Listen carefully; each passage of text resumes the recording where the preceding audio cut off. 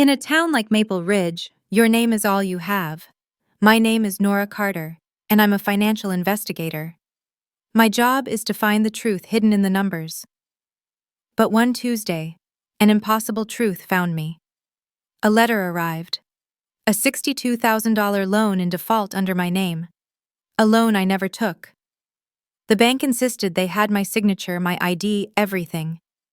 My financial future was about to be erased. The worst part. When I called my family, the perfect Carters, for help, all three of them declined my call. I was being ambushed, and I was completely terrifyingly alone. Like, share, comment, and subscribe to our channel. We always appreciate the time you spent here with us.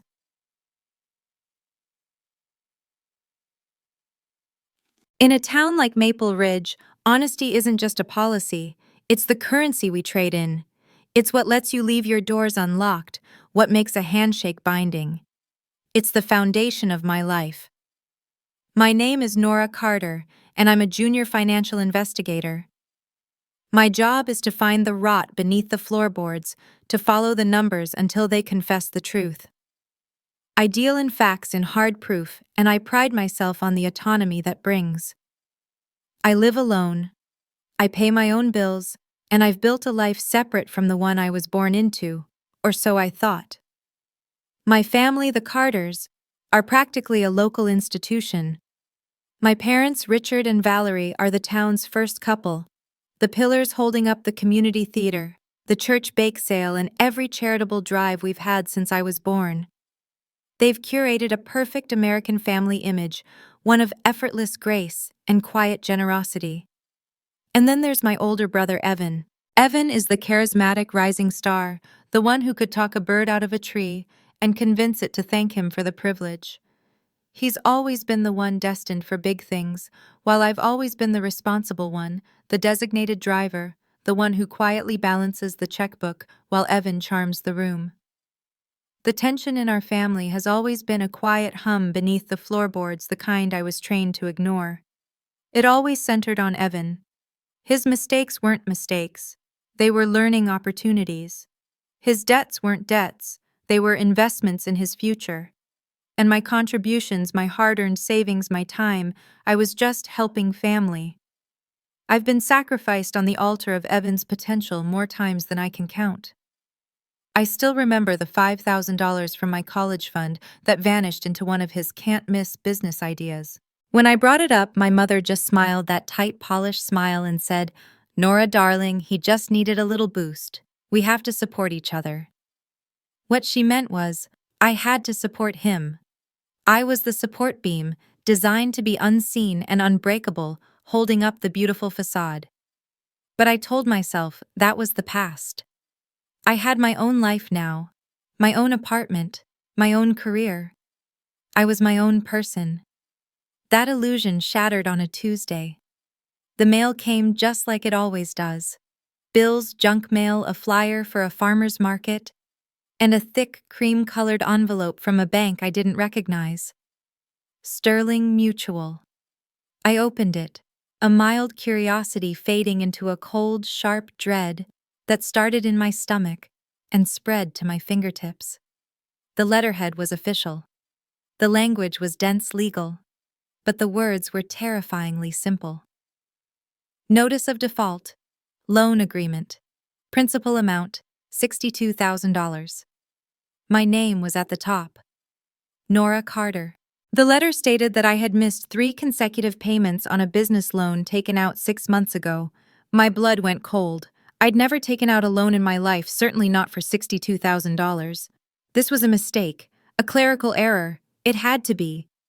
I immediately called the number on the letter, my investigator's mind clicking into gear, ready to sort this out to find the typo. The voice on the other end was polite, professional, and utterly unhelpful. "Ma'am," the representative said, his voice flat, "the paperwork is all in order. We have scans of your signature, your social security number, and a copy of your driver's license. The loan is valid." My breath hitched. My signature. My ID. This wasn't a typo. This was theft. This was identity fraud. My mind raced, trying to find a logical explanation. A stranger. A data breach. But how would they get my physical signature? A copy of my license? A cold, dark thought began to form, a thought so awful I tried to push it away. Who had access to all of those things? Who knew my social security number by heart because they'd filled out my school forms? Who had copies of my ID, just in case? My hand was shaking as I hung up with the bank. I needed to talk to my parents. I needed to hear their voices, hear them laugh this off as a crazy misunderstanding. I called my mother first, straight to voicemail. "Hi, you've reached Valerie." I clicked off. I tried my father, straight to voicemail. "This is Richard Carter." I disconnected, panic starting to claw at my throat. Finally, I tried Evan. The phone rang once, twice, and then click. He'd declined the call. All three of them. In the middle of a Tuesday afternoon. The silence in my apartment was deafening, absolute. I looked back at the default notice on my kitchen counter at the sum that could ruin me at the name Nora Carter typed so neatly above the line. They hadn't just stolen my money, they had stolen my name. A horrifying whisper escaped my lips, lost in the quiet room. Did they erase me from my own future? The next morning I was at Sterling Mutual 10 minutes before they opened the default notice, crumpled in my fist. My investigator's badge meant nothing here. I was just another panicked name on a piece of paper. I demanded to see the original loan documents. A clerk, a young woman named Sarah whose nameplate was slightly crooked, looked at me with a pity I wasn't ready to accept. "Ms. Carter, the originals are at our central processing," she said, her voice low. "But I can show you the scans we have on file, the ones used for approval." She turned her monitor, her expression tightening. And there it was. My life digitized and stolen, my driver's license clear as day, my social security number correct down to the last digit, and my signature. My God, it was perfect. It was my handwriting, my exact loop on the N, the precise tail on the R. It was so good I almost doubted myself for a second. This was no clumsy forgery. This was a meticulous, practiced replication. This was intimate. Then I saw the purpose of loan section. The $62,000 wasn't for me. It was a business loan funneled to something called the Carter Community Renewal Initiative. My stomach dropped. That was my parents' new pet project, the one they'd been fronting at church and in the local paper for months. Helping the town's elderly, my mother had called it, giving back to those who built Maple Ridge. "Can you tell me who the other signatories are?" I asked, my voice barely a whisper. Sarah scrolled through the pages, her brow furrowed. She scrolled back up, then down again. "That's odd," she said. "There are no other signatories, no co-signers." She looked up at me, the pity in her eyes now mixed with confusion. "Ms. Carter, this entire $62,000 loan is exclusively in your name." A cold, sharp clarity cut through the panic. They didn't co-sign. They didn't put the family name on the line. They put my name on the line. They hadn't just used me, they had isolated me. They ambushed my finances, leaving me the sole target for the fallout. This was an execution planned to leave no other collateral damage but me. I drove to my childhood home, the one with the perfect lawn and the welcoming red door, feeling like a ghost. I didn't knock. I used my old key, the one I probably should have thrown out years ago. They were all there, sitting in the living room, drinking coffee as if it were any other Wednesday. My mother looked up, a bright, brittle smile faltering when she saw my face. "Nora, darling, what a surprise. You look peaky." "Richard." My father just nodded, peering over his newspaper. Evan lounged in the armchair, a smirk playing on his lips. "I got a letter," I said, my voice shaking. I threw the default notice on the coffee table. "A $62,000 loan. For your initiative. In my name." My mother's hand flew to her pearls. "Nora, what a terrible accusation. We would never." My father folded his paper, his expression one of mild disappointment. "You must be mistaken, Nora. We've been very clear about keeping our finances separate from yours." It was so practiced, so clean. They weren't even surprised. Then Evan spoke, his voice lazy, dripping with something dark. Maybe you forgot Nora. He leaned forward, the smirk widening into something threatening. You've been so stressed lately, working so hard. It probably just slipped your mind. That's when my mother chimed in, her voice shifting from surprise to sharp, wounded concern. Honestly, Nora, this is so ungrateful. After everything we've done for you, to come in here unstable making these wild claims, maybe you should take some time off. You're clearly not yourself. The gaslighting was so sudden, so total, it nearly knocked me off my feet. Ungrateful, unstable. They were building the narrative, painting me as the crazy, unreliable daughter. I looked from my mother's false pity to my father's cold detachment to my brother's open contempt. And I knew. This wasn't a misunderstanding. This wasn't Evan going rogue. They planned this. Together.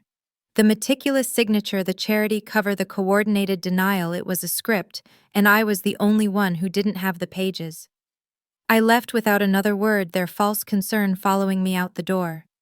I drove until I was parked by the river, the only place I felt I could breathe, and I shook.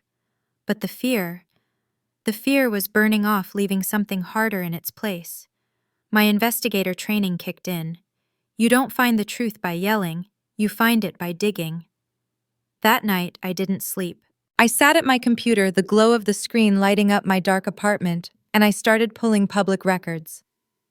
The Carter Community Renewal Initiative was registered as a nonprofit, but its filings were a mess. I cross-referenced contributor lists with county property records. My blood ran colder with every click. It wasn't just me. There were other lines of credit, smaller ones tied to the initiative. All of them were linked to elderly residents in Maple Ridge. People I'd known my whole life. People who went to my parents' church. And next to so many of their names, I saw the same 2 words: foreclosure notice. They weren't just stealing from me. They were bleeding the town dry. And then one name jumped out, a punch straight to the gut. Martha Green, my grandmother's best friend, a woman who had babysat me, who always smelled like lavender and cinnamon. Her home, the one I'd spent countless afternoons in, foreclosed. Her name was at the bottom of a list that showed her as completely, devastatingly bankrupt. The address I had for Martha Green wasn't her home. It couldn't be. The house I remembered was a neat blue colonial with sprawling rose bushes. This was a cramped, peeling paint apartment on the edge of town, tucked behind a laundromat smelling faintly of bleach and mildew. I knocked, and the woman who answered was a ghost of the person I knew. Martha's warmth was gone, replaced by a dull, brittle fear. Her eyes, once sparkling, were clouded. "Nora," she whispered, clutching a worn-out cardigan around her thin frame. "What? What are you doing here?" I didn't know how to answer. I just held up the foreclosure notice with her name on it. Her face crumpled. "Oh, child," she wept, stepping back to let me in. The apartment was nearly bare. Her beautiful antique furniture was gone, replaced by folding chairs and a card table. "I lost it," she whispered, sinking into one of the chairs. "I lost everything." I sat opposite her, the cold, hard reality of what my family had done settling over me like a shroud. "Martha, please," I said, my voice thick. "Tell me what happened. From the beginning." She told me everything, her voice halting, choked with shame. It started with Evan. He'd come to her house, all charm and bright smiles, talking about the Carter Community Renewal Initiative. He solicited investments, promising high-yield, low-risk returns, all to develop Maple Ridge for the seniors who built it. He was so convincing, Nora, just like his mother, Martha said. That was the second part of the attack. My mother Valerie had followed up. She didn't come with spreadsheets. She came with emotional pressure. She hosted investment teas, reminding Martha of her long friendship with my grandmother, talking about legacy and community trust. She made it sound like a privilege to be involved. "And your father," Martha continued, "Richard, he handled all the paperwork. It was so fast. He said it was just a formality to expedite the community grants. She paused, and her gaze locked on mine, full of a pain that cut me deeper than any anger could have. They praised you, Nora. They said you were helping with all the accounting, that you were the financial whiz, making sure everything was safe. They said you'd reviewed my portfolio personally. I felt the blood drain from my face. They hadn't just used my name for a loan. They'd used my reputation, my career, to lure in the people who trusted me. Martha, I choked out. I had no idea. I never saw any of this. Her face hardened. When my dividends didn't come, I tried to withdraw my funds. I called Evan. His voice. She shivered. It wasn't charming anymore. He told me the money was tied up, and that it would be a shame if my lack of faith caused problems for the other investors. When she pressed, he told her to talk to my father. Your father told me I'd signed papers agreeing to a long-term hold, she said, tears welling up again. He said if I made a fuss, I'd be in breach of contract. I felt so threatened. I felt so stupid. She finally broke, her small body shaking with sobs. They told me you approved the hold, Nora. They said you signed off on it. Darling, I thought you betrayed me. I thought you were all in on it. That broke me. The $62,000 loan was a blow to my future. This was an attack on my soul. This was the woman who taught me to bake. I knelt in front of her, taking her frail, trembling hands in mine. Martha, they lied. I said, my voice hardening, the investigator in me pushing past the grief. They lied to you, and they used me to do it. But I am going to make this right. I promise you. I left Martha's apartment with a cold, clear purpose. This wasn't just fraud. This was a conspiracy. My family was a cartel, and I was the only one who could stop them. My investigator training, the skills I'd honed to catch sophisticated criminals, took over. I went home and started building a case. I bought a burner phone. I started a new encrypted email. I began documenting everything, cross-referencing Martha's statements with the public records I'd pulled. I started making quiet calls first to other names on that list, recording their stories, their fear, their confusion. Each story was the same. Evan charmed Valerie, pressured Richard, handled the paperwork, and my name was the guarantee. I needed an inside perspective on the finances. I reached out to a retired banker, Jim Peterson, a man who had worked at Maple Ridge's central bank for 40 years and knew every skeleton in every closet. We met at a coffee shop in the next town over. I laid out what I had. He wasn't surprised. I was wondering when someone would finally look into the Carters, he said, stirring his coffee, his eyes grim. Your father's been playing fast and loose for years, but it was always small. Then Evan got in deep. Deep with what? I asked. Jim leaned in. Gambling debts, serious ones, Atlantic City, offshore accounts. He owes hundreds of thousands. The initiative isn't a community project, Nora. It's a shell. It's a desperate, frantic attempt to cover his losses before the loan sharks come to collect. The $62,000 in my name. It wasn't just theft. It was a down payment on my brother's bad decisions. My entire life I had been sacrificed to cover his tracks, and this was just the endgame. They're desperate, I said, the pieces clicking into place. Jim nodded, his expression turning dark. He placed a hand on my arm, his grip firm.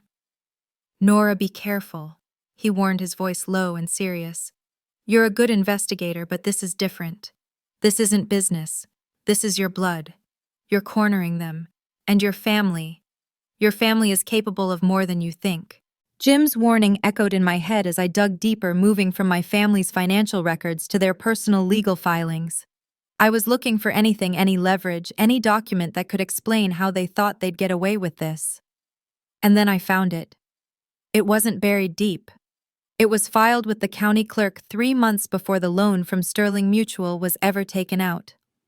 It was a durable power of attorney.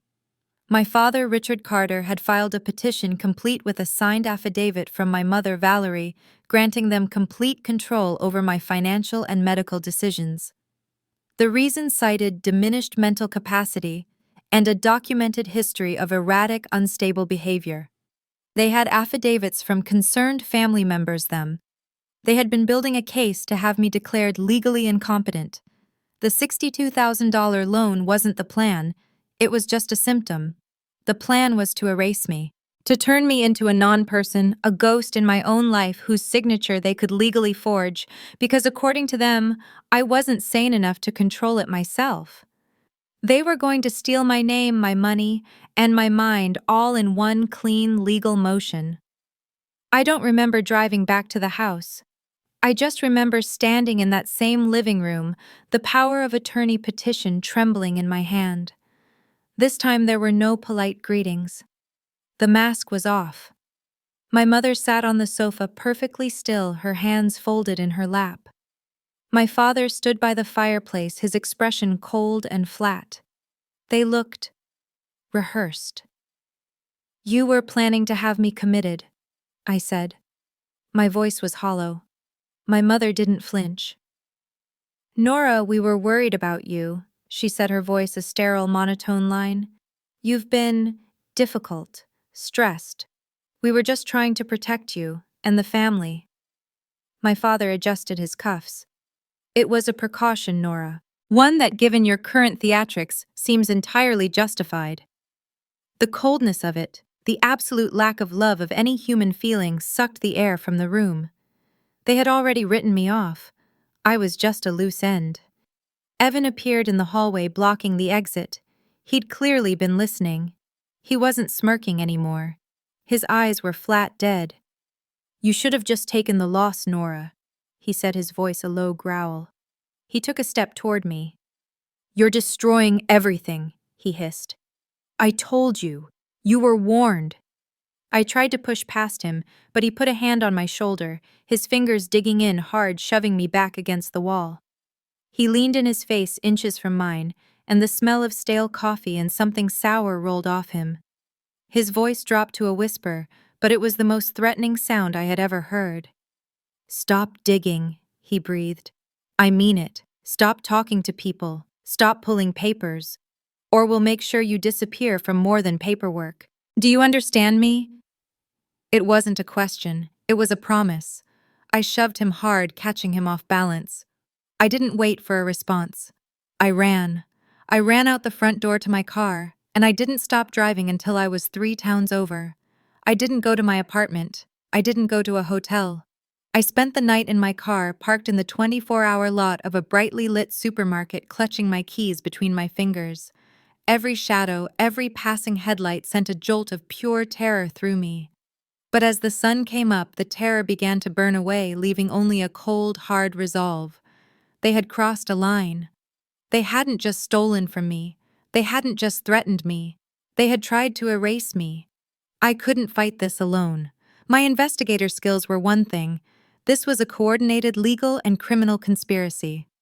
I drove to the city, to the law firm where I'd interned in college. I asked for Sarah Jenkins, a former coworker, now a junior partner. She was sharp, discreet, and owed me a favor. I sat in her sterile glass-walled office and laid out every single document: the loan default, the foreclosure notices, Martha's story, the shell company structure, and finally the power of attorney petition. She listened, her expression going from professional interest to open shock. "Nora," she said, "this isn't just fraud. This is monstrous." As I spoke, I had a sudden, awful clarity. I thought back on my entire childhood. Every time I'd been asked to give up my allowance for one of Evan's projects. Every time my achievements were glossed over to celebrate one of his mediocre successes. Every time I was told, "Nora, darling, just be the bigger person. We have to make sacrifices for family." I realized with a chilling certainty that it wasn't an accident. It wasn't favoritism. It was a pattern. I was never their daughter. I was their utility. I was their fallback, their cleanup crew, their emergency fund. And now I was their liability. "We can build an airtight case," Sarah said, her voice firm. "Wire fraud, conspiracy, elder abuse. My God, Nora attempted power of attorney fraud. This will put them away." We spent the day planning, mapping out evidence, preparing to take the entire package to the state attorney general. I finally felt a flicker of control. I left her office that evening, driving back to my town under the cover of darkness, my burner phone in my pocket. I had a plan. I had an ally. As I pulled into another anonymous parking lot to spend the night, the burner phone vibrated. A text from an unknown number. Just 6 words. Meet me. I know what they're planning next. My heart hammered. A whistleblower. Another victim, I texted back. Where the reply was instant. The old diner on Route 7. Midnight. My blood went cold. The Starlight Diner. It had been closed for years. It was the one place in town my family with their polished image always avoided. It was known as the place where deals went bad. The Starlight Diner wasn't just closed, it was a skeleton. The neon sign was dark, the windows were grimy, and the parking lot was cracked and full of weeds. The sun was setting bleeding purple and orange across the highway, casting long, distorted shadows that made the empty building look even more menacing.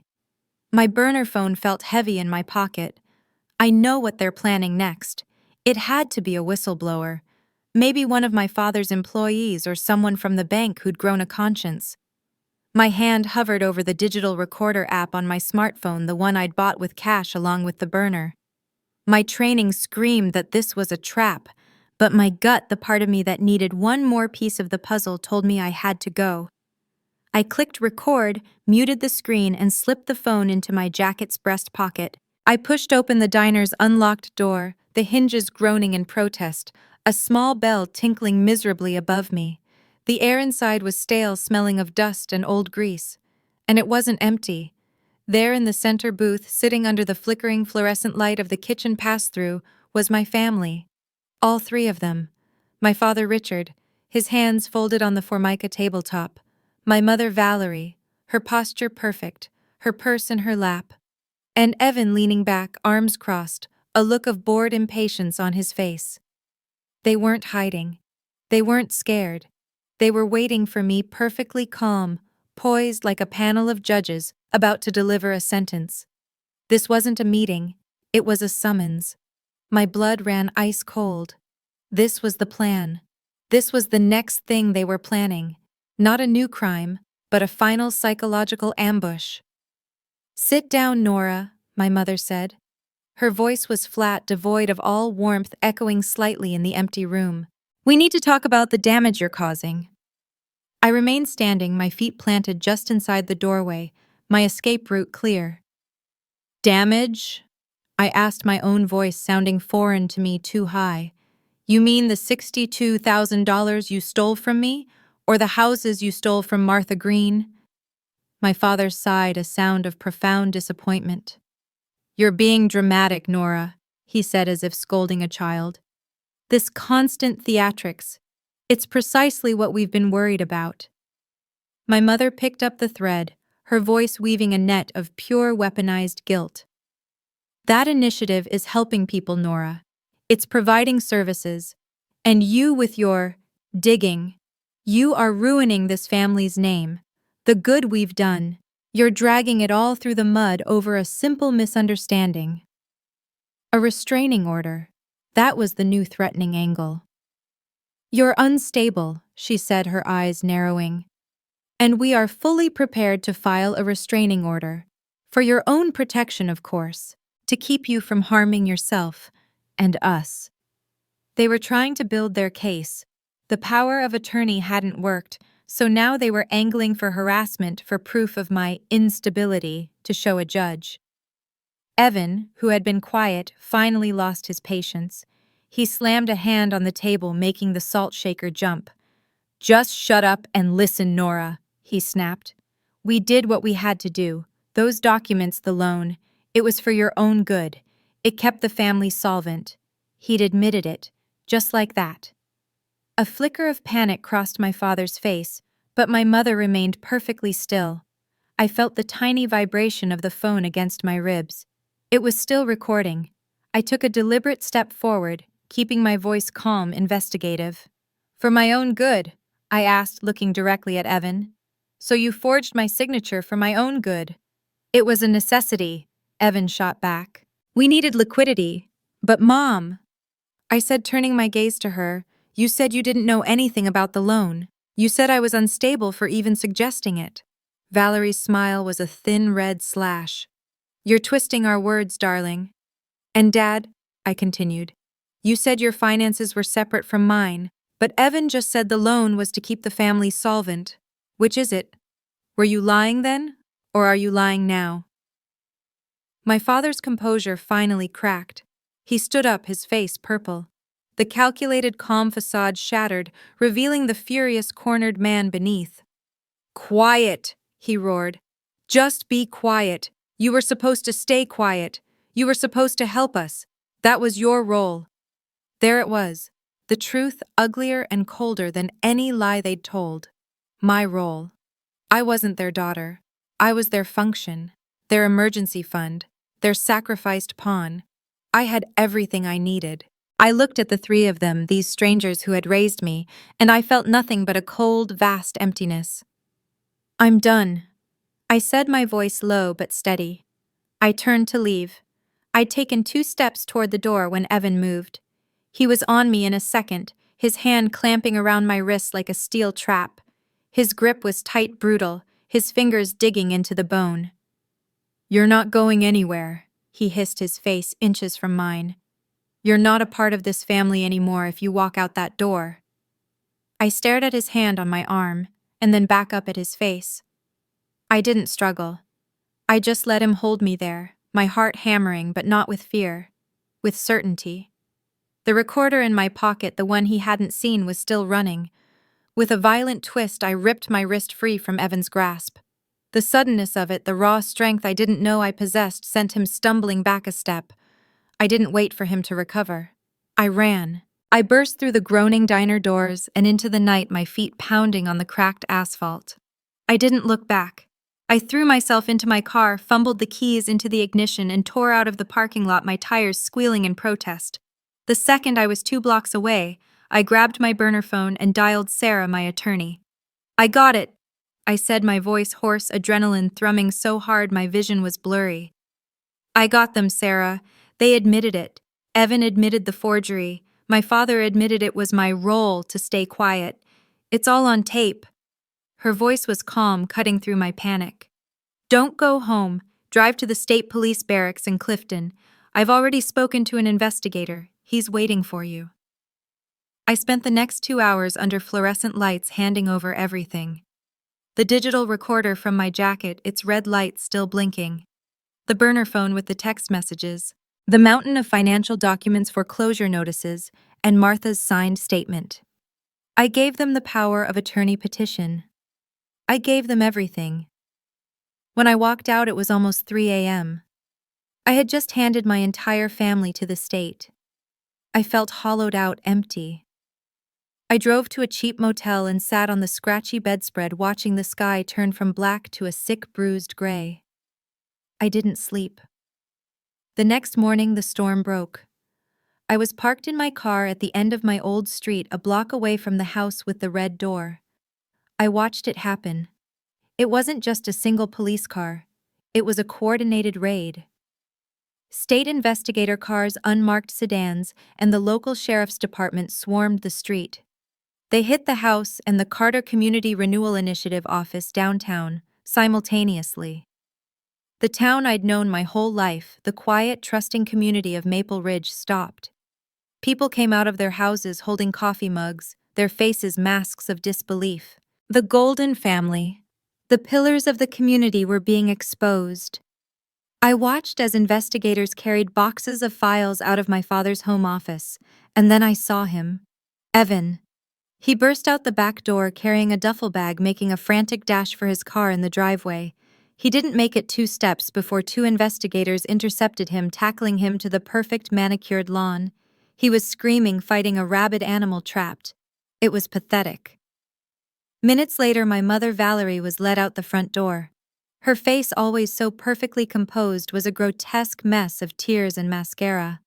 She wasn't the town matriarch anymore. She was just a terrified woman, her hands cuffed in front of her. She collapsed on the walkway, her sobs echoing in the quiet morning air.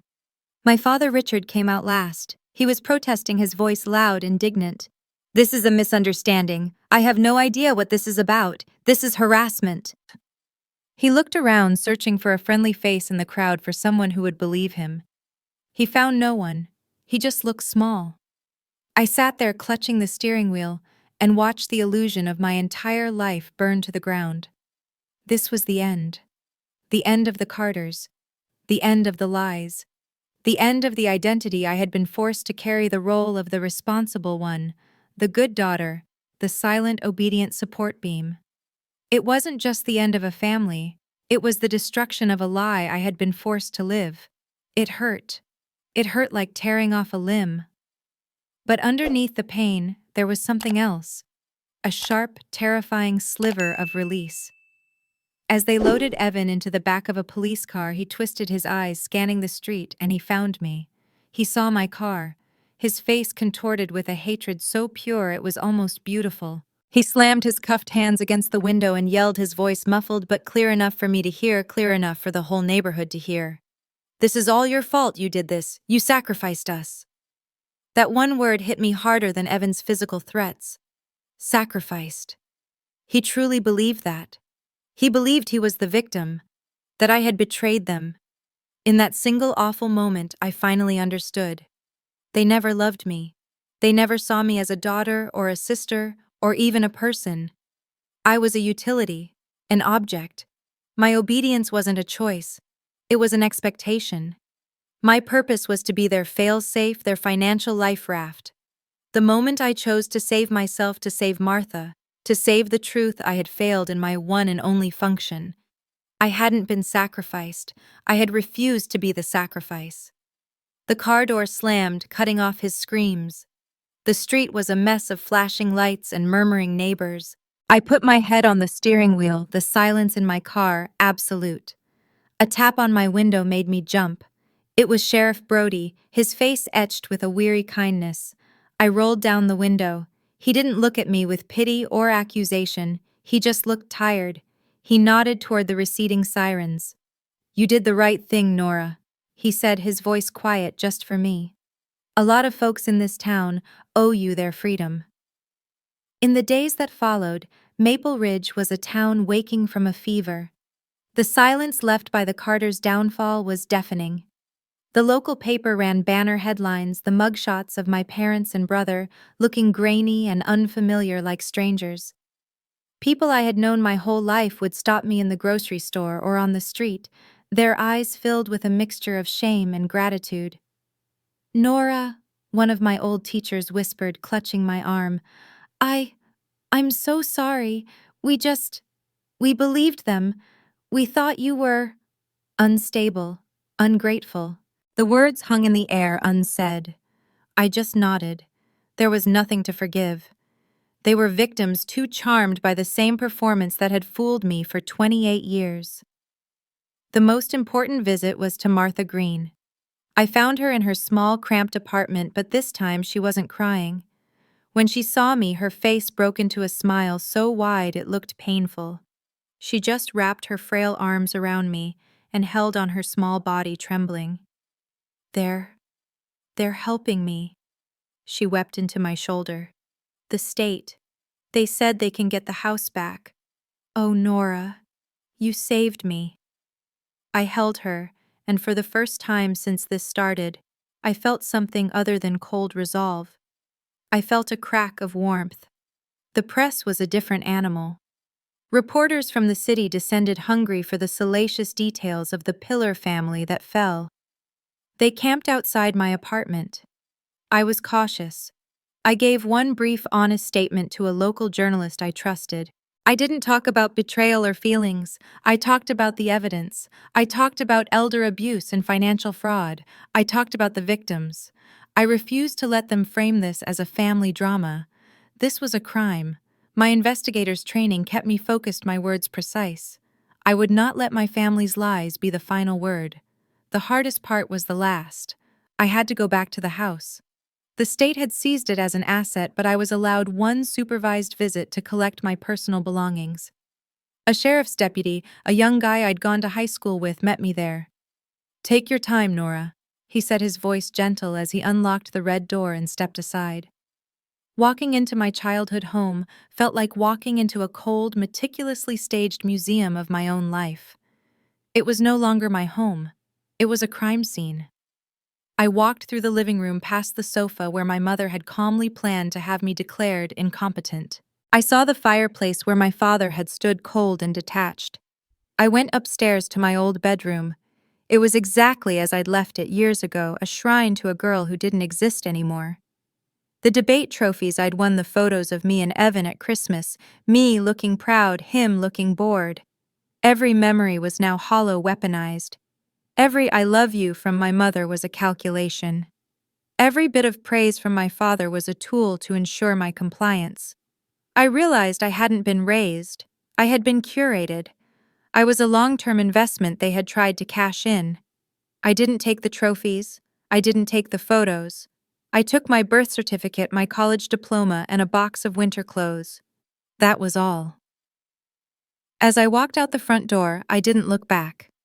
That night, I built a small fire in the rusted-out fire pit behind my apartment building. I opened the box of photos and documents I had kept, old report cards, letters from summer camp, a picture of me at my college graduation, my parents and brother smiling, looking so proud. It was all a lie. I fed them to the flames one by one. I watched my mother's cursive turn to black ash. I watched Evan's smiling face curl and disappear. This wasn't an act of hate. It was an act of closure. I was burning the evidence of the person they had tried to create. I was finally truly erasing them. I thought about the cost of truth. It had cost me everything I'd ever known. It had cost me the illusion of family, of a past, of a place to belong. But in the ashes, I was finding something else. I was finding my own self-worth, a freedom I'd never known I was missing. I was breaking a chain of generational harm, a cycle of manipulation that had probably started long before me. I was no longer a support beam. I was the foundation of my own life. As the last photo turned to embers, my phone buzzed in my pocket. It was a message from Sarah, my attorney. "Court date is set, 2 weeks. You'll be the key witness against Evan. The state is offering your parents a plea deal if they testify." I stared into the fire, the heat warming my face. I thought of Martha. I thought of the $62,000. I thought of Evan's hand on my wrist. I texted her back 3 words. "I'm ready." The courtroom was cold, but I felt strangely calm. I was the key witness. I sat on the stand, my voice clear and steady, and I simply stated the facts. I read the documents. I authenticated the recording from the diner. I looked at Evan, at my parents, and I narrated the truth. There was no defense. The evidence was absolute. Faced with the recording of their confession, my parents' lawyers scrambled. They accepted plea deals, conspiracy accessory to fraud. Their testimony detailing Evan's gambling debts and his coercion sealed his fate. My father and mother, Richard and Valerie Carter, received suspended sentences, massive fines, and mandatory community service. They would spend the rest of their lives paying restitution, their names permanently stained in the town they had tried to rule. Evan, however, faced the full weight of his actions: fraud, coercion, elder abuse, and witness intimidation. The judge was not merciful. He received a sentence of 8 to 10 years in state prison. I watched them lead him away, and I felt nothing. Just the quiet, clean finality of a closed door. The state awarded me financial restitution. The $62,000 loan was nullified, and a judgment was placed against my family's seized assets to compensate me for damages. But the money was never the point. It was a footnote. It was the proof, the legal acknowledgement that what they had done was real. The true compensation was my name. It was mine again, clean and unencumbered. But it wasn't enough to just get my old life back. That life was a cage, and I was finally out. I knew what I had to do. I took my investigator's license, the restitution money, and the small savings I had left, and I started my own program. I called it the Maple Ridge Financial Integrity Initiative. It was a legitimate nonprofit, a watchdog and advocacy group designed to protect our community, especially the elderly, from the exact kind of exploitation my family had perfected. I hosted free workshops on financial literacy, on spotting fraud, on understanding the fine print. I used my knowledge not to find the rot, but to build a stronger foundation so the rot couldn't get in. I was using the very skills my family had tried to weaponize, but I was using them to protect, not to exploit. A year later, life is different. I walk through the farmer's market on a bright Saturday morning, the air smelling like apples and fresh bread. It's peaceful. People smile at me. They don't see Nora Carter the pawn. They don't see Nora Carter the victim. They just see Nora, the woman who runs the financial workshops, the woman who buys her tomatoes from the same stand every week. I've rebuilt my life not on the broken foundation of my family, but on the solid ground of my own choices. I found that in a small town, resilience isn't just about bouncing back. It's about rebuilding together. This is personal freedom. It's not about the absence of ties. It's about the presence of genuine, honest connections, the kind you choose, the kind that aren't based on a hidden ledger of obligation. I am my own person fully and completely. My last stop of the day is Martha Green's house, her real house, the neat blue colonial with the sprawling rose bushes. I let myself in the back gate carrying a bag of groceries and a small flat of new marigolds. I find her in the garden kneeling in the dirt, her hands covered in soil. She looks up when she hears me, her face bright, her eyes clear. She's gained weight, the color has returned to her cheeks. "Nora, darling," she says, beaming, "you're just in time. Help me with this fence post, will you?" I set the groceries on the porch and grab the small hammer. I kneel in the dirt beside her, and we work side by side mending the small wooden fence around her garden. The sun is warm on my back. It's quiet, save for the sound of the hammer and the birds in the trees. This is my new reality. Not a grand victory, but a quiet, profound peace. I look at Martha, her face focused as she holds the post steady, and I feel a sense of purpose that my old life, my old family could never have given me. They tried to erase me. They wrote me out of their ledgers, tried to declare me unstable, tried to delete my very identity so they could steal my future. But what they erased was their last chance to own me. They severed the final chain of obligation, the last thread of false love that had kept me bound to them. They set me free. I wasn't sacrificed. I survived. Nora Carter finally closed that painful chapter, walking away stronger than ever on her own terms. It's a heavy story, and we want to know your thoughts. What part of her ordeal stood out to you? Leave a comment below. We read every single one of your thoughts. Don't forget to subscribe for more stories of justice and resilience. Thank you for listening. This has been a story from Radiance. We'll see you next time.